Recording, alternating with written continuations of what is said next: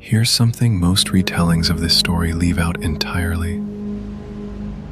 Before he was Vlad the Impaler, before the Forest of Stakes, before the propaganda, before any of it, he was a teenage refugee, sharing a foreign court with another teenage refugee.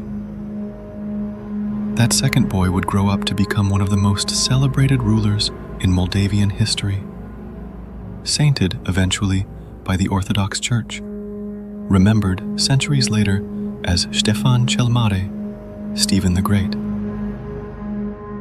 For a handful of years, before either of them was famous for anything, they were just two displaced cousins in the same borrowed palace, with no country, no guaranteed future, and, as far as historians can tell, genuinely leaning on each other to survive it.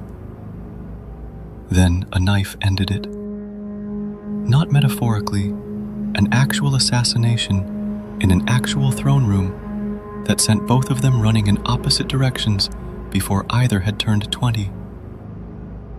This is the story almost nobody tells, not because it's uncertain, but because it doesn't fit neatly into either man's later legend.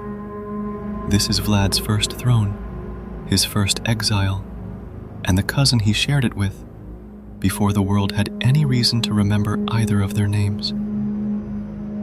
This channel has already covered how Vlad's father and older brother died in 1447, a coup, a live burial, a hostage boy learning the news from hundreds of miles away, powerless to do anything about it.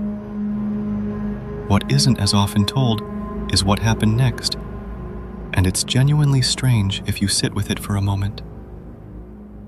Vlad was still, at this point, an Ottoman hostage, had been for years, alongside his younger brother Radu. The empire that held him prisoner was, in theory, no friend to Wallachian independence. But regional politics rarely work in straight lines. Wallachia's throne, after the coup, had gone to a ruler backed by Hungary, meaning Ottoman interests in the region had just taken a real setback. And the Ottomans, practical as ever, looked at their own hostage and saw an opportunity instead of a threat.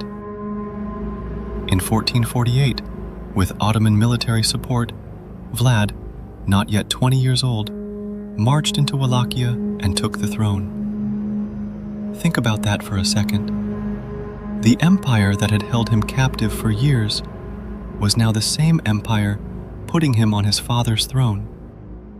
Not out of loyalty to him, out of strategy.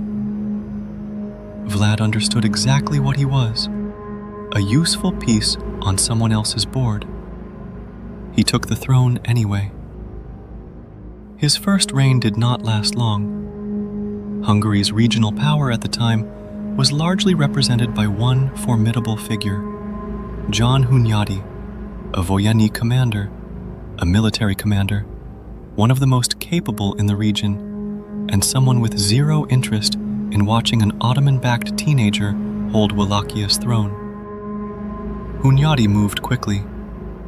Within roughly 2 months of Vlad's coronation, Hungarian-backed forces drove him out, restoring the previous Hungarian-aligned ruler to the throne.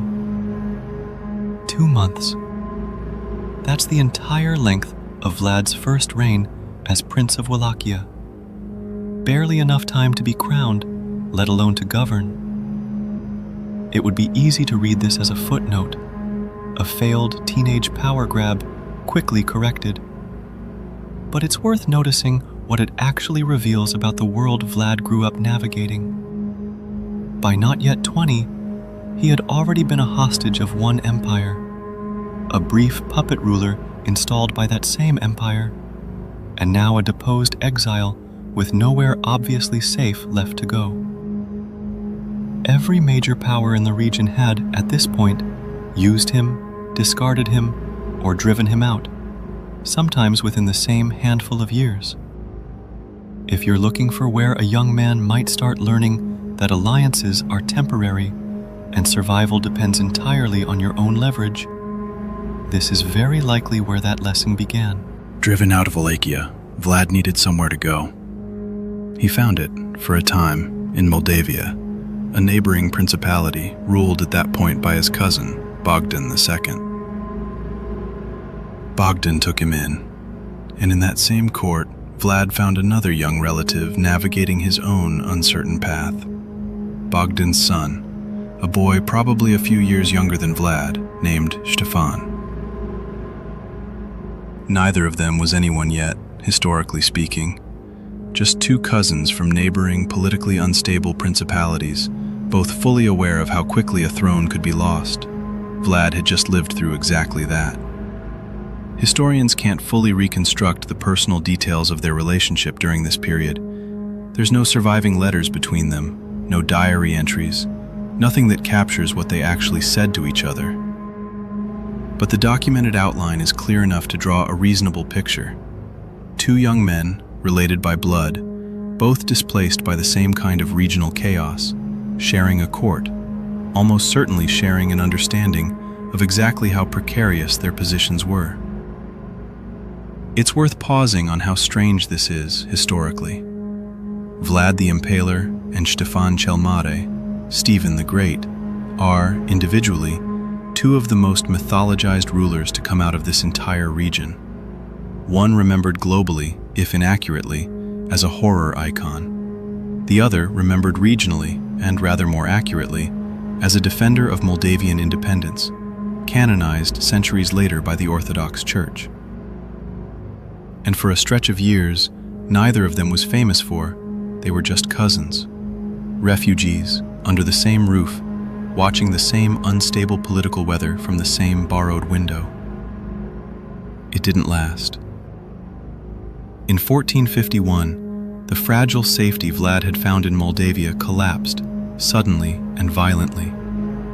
Bogdan II, Vlad's host, Ștefan's father, the man whose court had sheltered both of them, was assassinated. Killed in a coup led by a rival claimant to the Moldavian throne, a man named Petru Aron. The details of exactly how it happened, and how much either young cousin witnessed directly, aren't fully settled by surviving records. This is one of those moments where the broad outline is well documented, but the intimate specifics are lost to time. What's certain is the outcome. Bogdan was dead. His court and the safety it offered collapsed almost immediately. Ștefan fled. Vlad fled. In different directions, toward different uncertain futures. The second time in less than 4 years that a place Vlad thought might be stable had violently fallen apart underneath him. Twice now. His father's court destroyed by a coup. Now his cousin's court destroyed by another one. Twice, a home turned into a crime scene, and twice, Vlad had to run from it with nothing guaranteed on the other side. Ștefan's path from here would eventually lead him back to Moldavia's throne, years later, where he'd rule for decades and build the legendary reputation history remembers him for. Vlad's path led toward Hungary, toward Hunyadi, the same commander who'd driven him out of Wallachia only a few years earlier, in what would become one of the more pragmatic, almost uncomfortable alliances of his life, and the beginning of the road back to the throne this channel's very first episode already covered. Two cousins, shaped by the same handful of unstable years, walking away from the same collapsed court, toward two very different kinds of legend. So why does any of this matter, if it's mostly a prologue to the parts of Vlad's story everyone already knows? Because prologues explain things. By the time Vlad returns to Wallachia's throne for good, the campaigns, the forest of stakes, the Easter feast, everything this channel has already covered, he's not improvising a personality out of nowhere.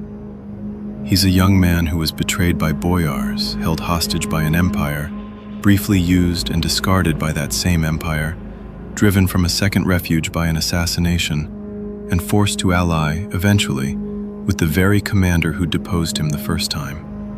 By the time he starts building forests of stakes and demanding absolute loyalty through absolute terror, he has had an unusually thorough education in exactly how little any of that loyalty is worth when it isn't backed by fear. And there's Ștefan, on the other side of this same period, shaped by identical instability, arriving at almost the opposite conclusion. Decades of comparatively stable, skillful rule, a reputation built on defense and endurance rather than terror. Same chaos, same lost fathers, lost thrones, lost safety. Two entirely different men walked out the other side of it. That's the real mystery sitting underneath this episode, and it's not one this channel can solve for you. What actually determines which lesson a person takes from the same brutal education? Terror in one case, endurance in the other. History gives us the outline, it doesn't give us the answer. Every week, this channel goes back into the true history behind the legend the world calls Dracula. The forest that made an empire retreat, the grave still debated centuries later, the feast that became a reckoning, the ally who manufactured a monster, the raid that gave that monster its face, the river that may have taken someone he couldn't save, and now, the exile years that came before any of it, and the cousin who walked out of the same darkness into an entirely different kind of legacy. Subscribe if you want to understand the man before the myth started, not just after. We'll see you in the next chronicle.